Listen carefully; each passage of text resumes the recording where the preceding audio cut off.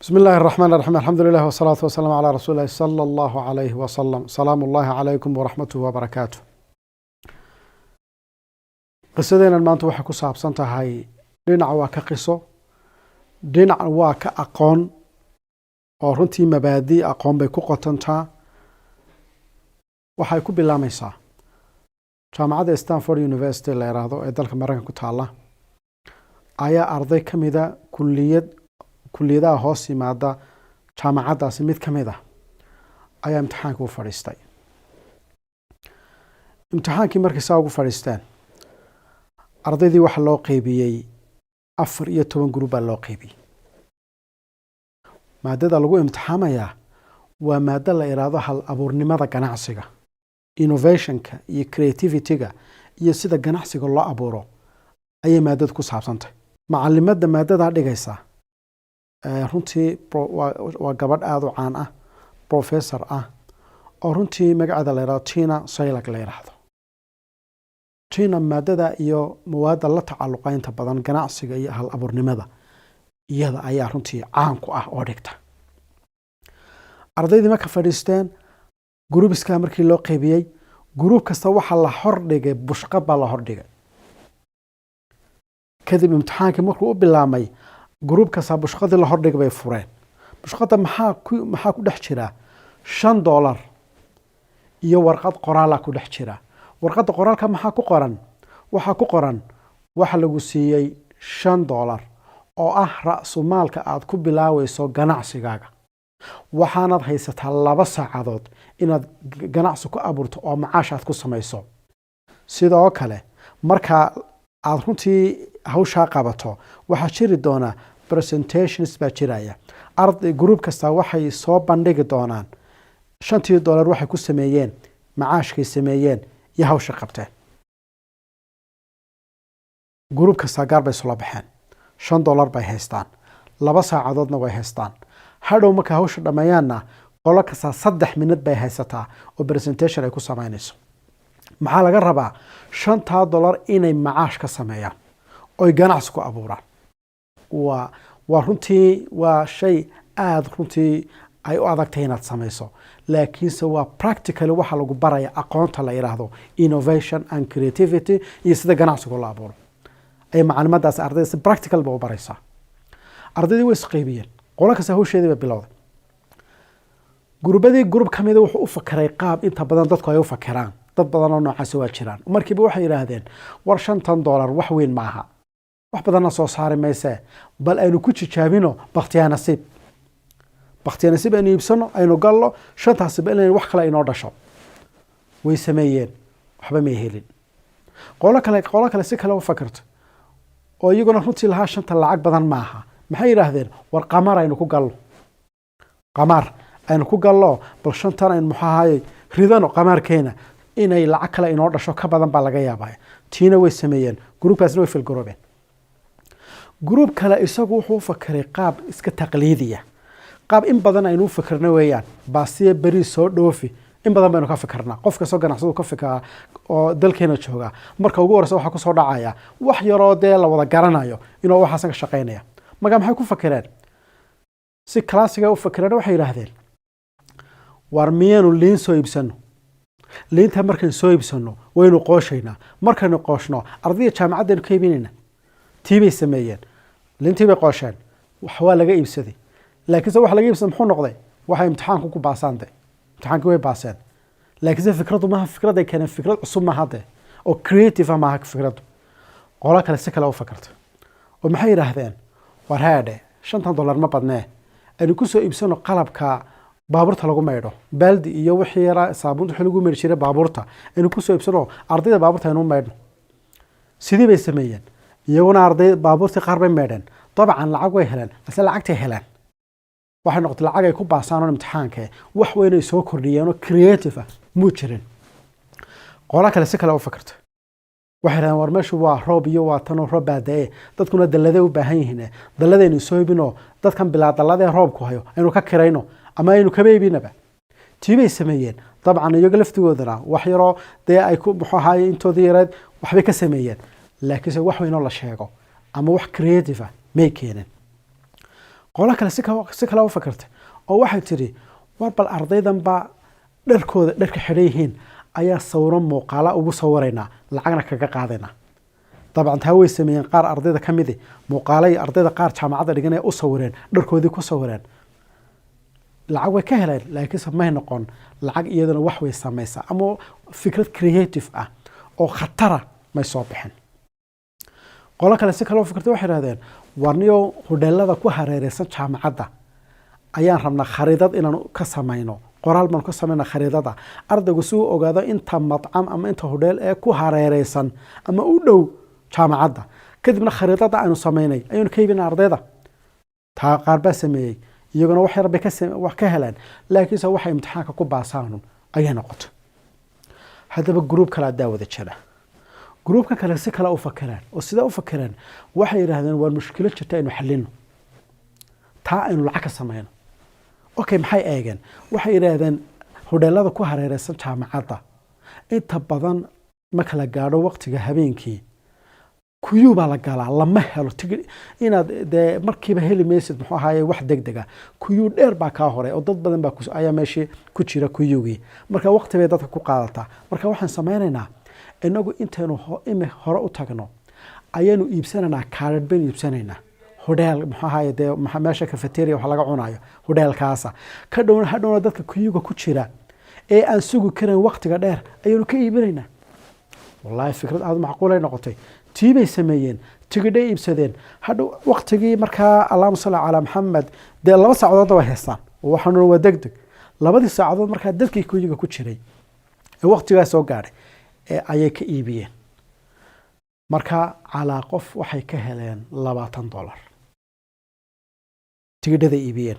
marka waxay noqotay fikrad creative ah waqtiga haysana waa 2 hours ay waxaan oo dhan ay tayna ku wada qabtaan gruub kale si kale u fikireen waxa rawaniyo ardayda jaamacadda dhigta qaar baa wata runtii baaski muxuu ahaayeen waxa wata dhugdhugleyduna runtii waxa u baahan marka qaar dee shaaga ka banjara in loo banjariyo bahalka lagu banjariyo shaagageena soo qaadanayna kan yar ee gacanta lagu qaato ardayga marka jaamacadda jooga ee bahasha wata waxaan leenahay horta waxaanu ku eegaynaa bahal shaagu inuu banjar yahay taa lacag kaa qaadi mayno laakiinse hadduu noqdo mid runtii dee banjar u baahan oo in la banjariyo u baahan hawa lagu shubo markaasaan $1 kaa qaadayna tii bay sameeyeen wow lacag baabay ku heleen $1 banjarintiiba fikraddii way sii developgareen waxay yidhaahdeen qofka lacag ka qaadi maynaba waxaan leenahay waxaan ku jeegaraynaa inuu u baahan shaagaagu in la banjariyo in maxaa ahaye dee lagu shubo muxuu ahaye hawo lagu shubo haddii markaa allahuma salli calaa maxamed ay soo baxdo inuu u baahan yahay banjarkaa u baahan yahay lacagba ka qaadi maynee adugu waxaad noo garatana sii markaa dadka ardaydii lacag baabay nimankiis ayaa heleenba lacagtii ay markii hore sameynay mid ka badan ayay dadka ugu tabaruceen iyadana waxay noqotay fikrad creative ah laakiinse daawada waxaan ku sheegayaa qof gruubka kaalinta koowaad galay fikradda ay keeneen ee ku guulaysay barnaamijka ee imtixaanka lambarwaanka u galay yay ahaayeen iyagu waxa gruubkaasi inta fadhiisteen bay yidhaahdeen dhegaysta bay yidhaahdeen waxaanu haysanaa $5 ma badna ra'sumaal weynna maaha waxaanu haysanaa 2 saacadood waqti kooban weeyaan waqti badan oo wax badan lagu samayn karana maaha laakiinse fursad kale aynu haysanaa oo waa maxay 3 minute baanu haysanaa oo presentation aynu samaynayno oo iyanu ka hor samaynaynaa ardaydii jaamacadda Stanford University waa jaamacadaha caalamka ugu horeeya jaamacadda inaad horteeda presentation ka samayso ardaydeeda waa arrin aad u cajiiba fursad qaali weeyaan fikrad bay markaa keeneen waxay yidhaahdeen sharikadaha inoo dhow baynu u tagaynaa waxaanu leenahay sharikadaha dabcan waxaa jira marka jaamacadda laga sheekeynayo jaamacad kasta waxay rabtaa ardayda jaamacadda ka soo baxay inay internship siiso ama shaqaale u noqdaan jaamacad kambani kasta waxay saynaya marka waxay leeyihiin kambaniyada inagu dhow baynu u tagaynaa waxaan leenahay 3 minute baad ayaad haysataa oo presentation aad ka hor jeediso ardayda jaamacadda Stanford University marketing ugu weyn baa ku dhacaya marka waxaan ku qancinaynaa company kasta 3 minute annaga ku market ku suuq geynayna kambanigaaga waliba waxaan uga sheekeynaynaa waxaad u baahan tahay oo ah sidii ardayda Stanford aad internship u sii lahayd iyo shuruudaha aad uga baahan tahay iyo waxay u baahan yihiin iyo qaabkay ku soo galayaan iyo waxaad ugu talagashay ayaan uga sheekeynaynaa marka arday jaamacada ka tirsan sida ay kuugu imaadaan oo internship aad u siiso maadaama kambaniyada ay u baahan ardaydii fikrad la yaab leh noqotay kambaniyadiiba u tageen markaa kambani kasta waxay raadaan 3 minute baan marketing kuugu sameynayna kambanigaaga waliba aanu ka sheekeynaa internshipka iyo ardaydu siday meeshaada uga heli karaan inay muddo kooban shaqaale ku meel gaar ay ka noqdaan inta 3 minute waxaanu sharxaynaa kambanigaaga iyo wuxuu ka shaqeeyo iyo wuxuu yahayna waan sharxaynaa iyo wax ku fiican tahay maxaa bixinaysa la marketing baan ku sameynaa kambani kasta waxa buu yiri kambanigii ugu fiicnaayo ugu lacagta badnaa bay qaateen kaasi muusuu yiri $650 baan siinaya 650 bay soo qaateen waxa la iskugu yimi jaamacada maalintii presentation kala jeedinayay group kasta presentation koodii bay jeediyeen presentationadii markay dhamaadeen kii ugu dambeeyay ayaa soo istaagay oo teamkan ah maxay sameeyeen way soo istaageen waxay ka sheekeeyeen kambanigii ay la soo heshiyeen ay yiraahdeen suuq geyn baan ku sameynaa oo 3 minute aadaan ka sheekeynaa ayay bilaan sheekadiisii kambaniga wuxuu yahay iyo wuxuu ka shaqeeyo iyo inuu internship uu rabo inuu siiyo ardayda jaamacada iyo waxa la shuruudaha uu ka rabo iyo sida uu wada shaqeynayaan wuxuu dhanbe uga sheekeeyeen aakhirkii markay gabagabeynayeen waxay yiraahdeen hadalkan aanu jeedinayno iyo presentationkan aan jeedinayno wuxuu ahaa suuq geyn aanu sameynay kambaniga noocaasa oo isagu bixiyay lacagta 3 minute lacagtooda bixiyay oo na siiyay $650 marka $5 ee la siiyay leeyahay ku tartamaysaan waanu haysanaa waatan $650 waanu ka sameynay inta 3 minute baan ku sameynay $650 arintii waxay noqotay arin mucjiso ah waxay noqotay fikradii ay keeneen fikrad inta badan xataa kutubta ka sheekeynay innovation ka sheekeynaya in la qaato oo qofku markuu rabo inuu ganacsi abuuro maaha inuu ka fikiro oo kaliya lacagta waana isweydiisaa intaas oo fursadoodu kala haysa time ka fakir xidhiidhada aad leedahay dad kale aad la leedahay ka fiir iyo sidaad uga faa'iideyn karto wax badan baa la rabaa inaad ka fikirto maaha kaliya lacag kaliya marka groupkaasi maxay sameeyeen lacag kama fikireen waxay ka fikireen sidii fursadda 3 minute ay haysaan lacag uga sameyn lahaayeen lacag fiican oo 650 way ka sameeyeen halkiiba waxay noqdeen groupkii kaalinta koowaad galay fikradda keenay fikrad cusub oo runtii creative ah oo lacag sameynaysa halkaasaanay sheekada ku soo xidhantay hadalkeenan maanta wuxuu tilmaamayaa in runtii ganacsi markaad abuurayso inaad ka fogaato qaabka taqliidiga ah waxaanay dadku wada keenan ka fogow isku day inaad adigu fikrad cusub aad curiso aad keento laakiin fikrad cusub marka aad keenayso aad rabto qaab cusub inaad ganacsi u abuurto arrimo muhiim ah inaad maskaxdaada geliso ayaa loo baahan yahay koowa inaad ka fikirtaa mushkilad jirta inaad xalliso marka isku day wax cusub inaad keento oo mushkilad hore u jirtay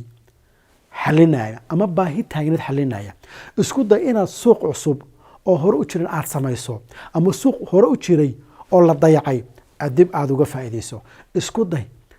inaad runtii shay quality fiican la keento oo kuwii hore quality-gooda mid ka duwan inaad keento isku day adeeg cusub